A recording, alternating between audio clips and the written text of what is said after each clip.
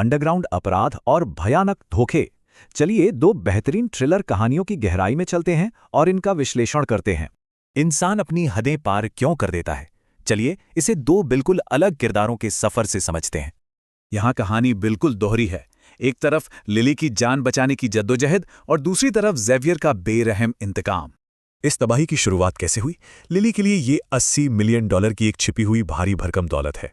वहीं दूसरी तरफ ज़ेवियर है। उसके लिए ये वजह है 10 साल की जेल और उसके परिवार की बेरहम हत्या।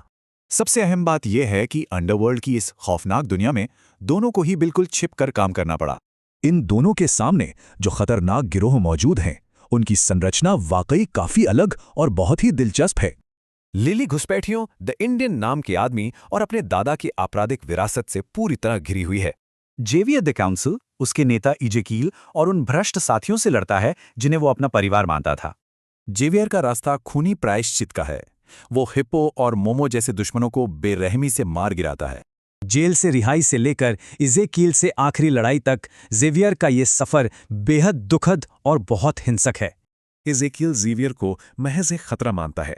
उसका ये बयान एक भयानक खूनी जंग की शुरुआत कर देता है। वहीं लिली के दादा ने 70 के दशक में भारी मात्रा में प्रतिबंधित सामग्री की बहुत बड़ी तस्करी की थी। घुसपैठिए पैसा मांगते हैं, पर वे लिली की चालाकी और उसके बचने की बेजोड़ रणनीति को बहुत कम आंकते हैं। लिली इन 3 सोचे समझे रणनीतिक कदमों का इस्तेमाल करके अपने अपहरणकर्ताओं को बहुत आसानी से मात दे देती है। कमाल देखिए, दादा के रहस्य जानने के लिए उसने पूरे 18 साल तक गूंगे होने का नाटक किया। कहानियों का अंत बिल्कुल अलग है। लिली मनोवैज्ञानिक धोखे का इस्तेमाल करती है, जबकि ज़ेवियर सिर्फ अपनी बेतहाशा ताकत का। लिली घुसपैठिए से कॉपरबिल नाम के घोड़े को खुदवाती है और बस यहीं से पूरी बाजी पलट जाती है। ज़ेवियर की आखिरी लड़ाई उन लोगों के विश्वासघात को उजागर करती है जो असल में उसे नियंत्रित कर रहे थे।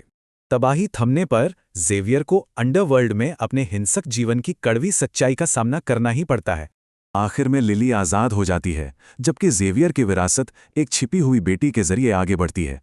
एक आखिरी सवाल, क्या अंधा प्रतिशोध या बेशुमार दौलत की चाहत किसी इंसान को कभी सच्ची आज़ादी दे सकती है?